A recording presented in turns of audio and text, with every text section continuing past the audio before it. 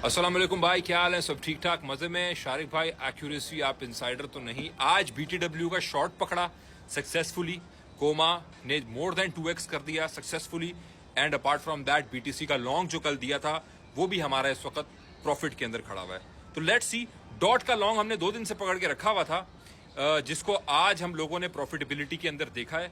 तो ये इस वक्त की हमारी ट्रेड की अपडेट है। और सबसे बड़ा जो विन इस वक्त हमारे लिए हुआ है इस महीने, वो एब्सोल्युटली जो कोमा है उसका, क्योंकि मीम सीजन के एतबार से बहुत सारे मीम कॉइन ऊपर गए। ब्रोकली 714 भी ऊपर गया, जिसको हमने स्पॉट में बाय किया था, लेकिन कोमा ने बल्ले बल्ले कराए हैं।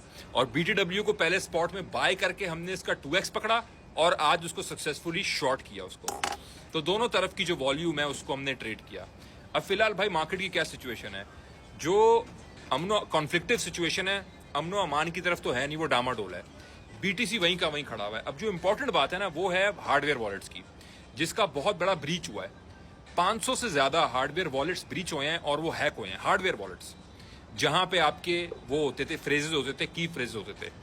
अब मसला ये नहीं है कि हार्डवेयर वॉलेट की टेक्नोलॉजी खराब थी, मसला ये कि वो जिस तरीके से वो सीक्रेट की फ्रेज बनता था, उसको जिस तरह वो रखते थे इनकोड करके, उसमें प्रॉब्लम था।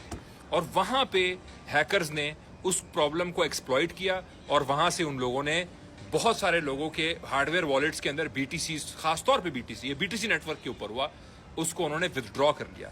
तो बहुत बड़ा नुकसान हुआ है। तो भाई सेफ तो कुछ भी 100% नहीं होता, सेफेस्ट चीज होती है हार्डवेयर वॉलेट, फिर भी सेफेस्ट चीज है, जिसकी वजह से बहुत बड़ा पड क्रिएट हुआ है।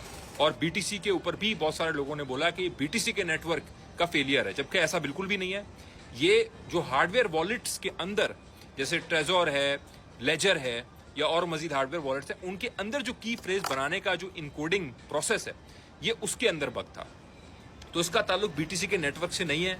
जबकि बीटीसी एक्सप्लॉइट हुआ, वो बहुत सारा बीटीसी था, और वो बीटीसी फिर सेल हुआ और ईथ में स्वैप हुआ, जिसकी वजह से ईथ की प्राइस 1930 1940 तक भी गई, जबकि बीटीसी की प्राइस स्लिप कर रही थी।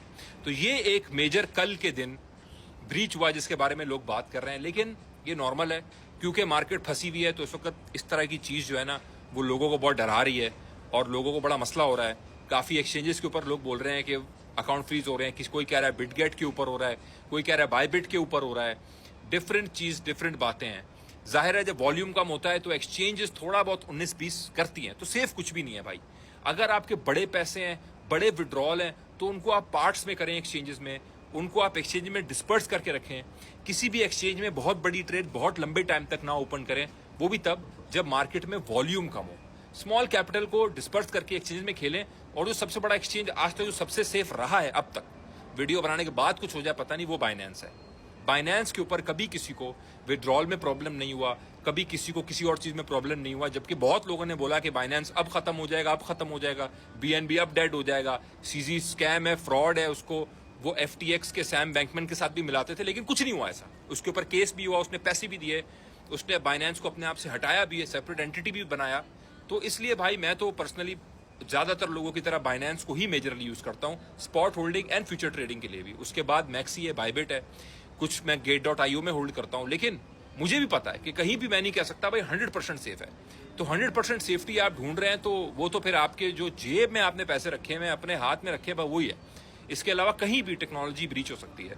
तो ये ज्यादा फट फियर की बात नहीं है। मार्केट तब तक अभी ऊपर फंसी हुई है और नहीं जा रही ऊपर, जब तक हमें मेजर बात है कॉन्फ्लिक्टिव सिचुएशन में रिलैक्सेशन ना नजर आए।